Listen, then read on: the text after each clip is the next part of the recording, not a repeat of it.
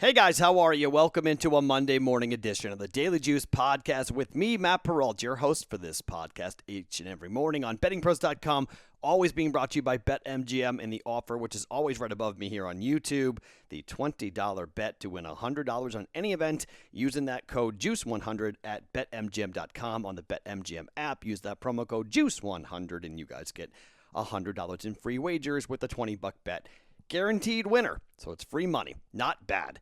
All right, here we are with a recap for Sunday. Saturday was awful. Sunday, much better. So we end up 8-3. All right, so I'll run through some of the picks, and in case you're kind of curious what we did, I know sometimes you guys get angry when I'm recapping, but this is kind of a boring day. There's not a lot going on here. I've got 3 baseball bets, and I've got 1 hockey bet to give you. I will have a baseball player prop coming up later during the Discord channel, on the Discord channel. And we will also have the Discord live conversation. It's a Monday, so that means we will have our You Guys Bet. We're 5-7 right on the Discord wager for Tuesday. So we'll do that in the Discord channel, bettingpros.com/chat later on today at 4 o'clock Pacific, 7 p.m. Eastern time. So get your picks ready for Tuesday.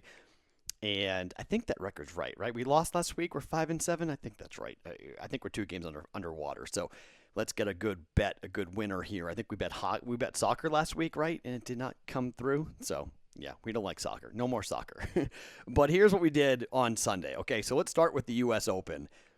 3 of the golfers made the cut. We did not see Tony Finau make the weekend. But Jon Rahm won the darn thing at plus 120. Odds-on favorite. Xander Schauffele comes in the top 10, plus 160, and Colin Morikawa also comes in at plus 235. So we go plus 120, plus 160, and plus 235, and then Rory over Bryson DeChambeau. Bryson put up an 8, an 8 on 17.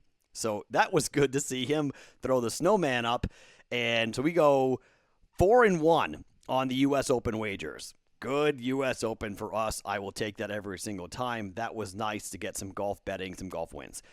We had the yes on the Colorado-Milwaukee run in the first inning. That cashed.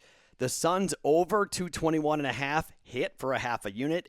And the live wager under 243.5 also hit. So we hit both sides. We middled that game yesterday. So we hit it perfectly by middling Suns both times. This is why being in the Discord channel is so impressive and so important, and it's also the place where you're going to see your fellow listeners give recommendations for things to bet. Like D. Nizzy, who has become kind of a cult figure. Him and Cold Brewster are our 2 resident Daily Juice channel on the Discord channel. I don't know what you want to call them. They become very popular, okay? That they have a following themselves, and I absolutely love it. I love the interaction. I love talking with those guys. They're super fun and super smart, and it's really fun. Well, he gave out, I think it was him who gave it out, that it may be a good idea without Chris Paul to sprinkle on Devin Booker at plus 3,000 to record a triple-double. What did Devin Booker do? He recorded a triple-double, okay? It's pretty good, man. That's a $10 bet for $300. Yep, you'll take that every single time. That's pretty good. You put $100 down, it's $3,000. Okay, that's an incredible hit, an incredible give out right there from guys on the Discord. This is why being in the Discord channel is so important, and being 1, a part of the community, but 2, you're going to see bets that people are making, and you can make your own call saying, that bet sounds pretty smart. I need to trail that. And you can jump on it. That's the whole idea. There's a million different ways to do this. You don't have to have one approach. It's not all my bets. You don't go with me every day or fade me every day. You don't go with everybody. It's great to get the conversation going and to kind of talk out your plays and hey, what do you think about this? And hey, what do you think about that? That's what the whole point of the Discord channel is. And it's the community. It's what we've got. And it's just really fun. I mean, it's just really fun. I love it. I absolutely love it. So we got that right. Finau wrong. Philly to win the series wrong. But Atlanta, we bet that pre-flop plus 155 to win the series. So that comes in. So the hedge wasn't needed. Atlanta won the thing outright in 7 games on the road at Philadelphia. But I felt a lot better with the hedge there. And then Joel Embiid scored 31 points. and I bet over 31.5. I mean, are you serious? Like, Joel Embiid, what the heck? Really, really bad. Really, really bad. Joel Embiid's quote is making the headlines today when he said, I'll be honest, I thought the turning point was when I don't know how to say it, is when we had an open shot and we made one free throw. Hi, Ben Simmons. Enjoy the offseason with Joel Embiid throwing you under the bus when it comes to your inability to hit free throws, and you go, 2 for 16 from the floor? Yikes. Could be a very different team next year for the Philadelphia 76ers. What a win for Atlanta. Atlanta and Milwaukee. The NBA executives who are in charge of talking to the TV networks are in a fetal position right now, sucking their thumb, going, I can't believe it's Milwaukee and Atlanta in the Eastern Conference Finals. Thank goodness for Phoenix and Los Angeles, but that's those are two West Coast markets with, late night games and East Coast people asleep because they can't stay up past midnight to watch the fourth quarter of those games. So not really a ratings bonanza for the networks when it comes to Milwaukee and Atlanta, but Trae Young is in the Eastern Conference Finals. How about that? So it's an 8-3 day. 8-3 day on the heels of a 1-4 Saturday, or 1-5 Saturday, actually, right? 1-5 Saturday.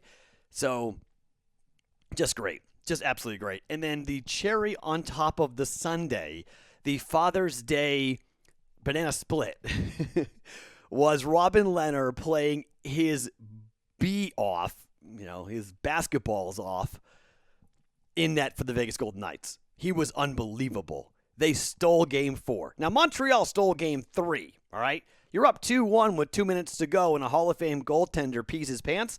You don't expect that.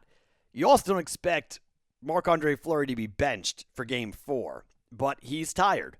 And I was in favor of the move in the Avalanche series when they sat down Marc-Andre Fleury and played Robin Leonard. Team lost 7-1 in Game 1, but they went on to win the series in 6 because Marc-Andre Fleury was great in the series. Now Marc-Andre Fleury gets a game off, and Vegas goes back home now tied 2-2 after a guy named Waugh in Montreal scores the game winner against Montreal. How about that for a little bit of a closing the circle, that time is a flat circle, Matthew McConaughey type of thing. But what a win for Vegas. And, the crying going on in Montreal with Canadian fans. It's Gary Bettman. It's the referees.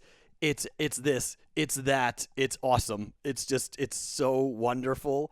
And again, this has become less about Vegas winning and more about Montreal losing, if you know what I mean. Like, I'm more interested in watching Montreal fans cry than I am about Vegas winning and advancing. Like, look, I like Vegas. I do. But the amount of talking and the amount of just ridiculous, over-exaggerated arrogance from Montreal fans has made this not about Montreal. I don't have any ill will towards Montreal. Everybody forgets. I bet Montreal to win more than 65.5 points this year. I like that team. I like their youth. Okay? I like all that. Their fans are my problem. And that's who I am at war with in the media and in public in general. Even last night on the Discord channel, people are saying, Vegas is going down home 3-1. And I was like, okay, did you bet it? And they're like, no, I bet I bet Montreal to win on the puck line, but Vegas is losing. Okay, if Vegas is losing, why aren't you betting on Montreal? Oh, okay, fine, I'm betting on Montreal. Whoops. Now you lost 2 bets. Not 1, you lost 2. So that's the thing. Like, if you want to talk, make sure you're putting your money where your mouth is, okay? This is not some like caller-driven talk radio or something. Like, I don't want to listen to predictions. I want to see bets. Like, what are you betting? Don't tell me what you think's going to happen. Bet. I didn't bet the game at all. I didn't bet anything to do with Game 4. Nothing. Not pre, not during, nothing. I just watched the game, and I loved it. It was absolutely awesome. So, really fun Sunday. Awesome, awesome time. All right, so today there's no NBA basketball. There's one NHL game. So we're kind of left with baseball, okay? And so because baseball is kind of boring right now, I decided to do 3 yes or no runs in the first inning, okay? So Cold Brewster gave me just a stat that I have to jump on, and it's too good to say no to this. Okay, so this is J.A. Happ, or J. Happ, as he likes to call himself, which drives me completely crazy when he says his name is J. Happ. He spells it J-A, but he says it's J. Okay, sure, you got 2 periods in your name, guy, so how are you J? You're J-A, but nope, he goes by J, because that's how we are in America right now. We don't make any sense. But J. Happ is on the mound against it's Tyler Melee. Is it Milan? I don't know how to say this guy's last name. Pitches for Cincinnati. I apologize. I don't know his name. But he's 7-2 with a 3.39 ERA, but he's given up a bunch of first inning runs. Happ is 3-3 with a 6.12 ERA, but he's 10-2 when he pitches for a yes in the first inning. Reds, Twins. We're going yes. That's a Cold Brewster pick here, and I'm trailing this. It's his pick. I'll give him credit. I bet it -130 on the yes for the Reds and the Twins. Okay. The other game I like tomorrow for a yes is Baltimore and Houston, and we know we've talked a lot about Baltimore scoring in the first inning. We've talked a lot about Houston's ability to score in the first inning. Both those teams do put runs up early. Jake Odorizzi against Keegan Aiken. You got Odorizzi, who's 1-3 with a 5.68 ERA. You got Aiken, who is 0-2 with a 5.76 ERA. You got offenses that do score. You got home run potential for the Houston Astros right out of the gate in the first inning.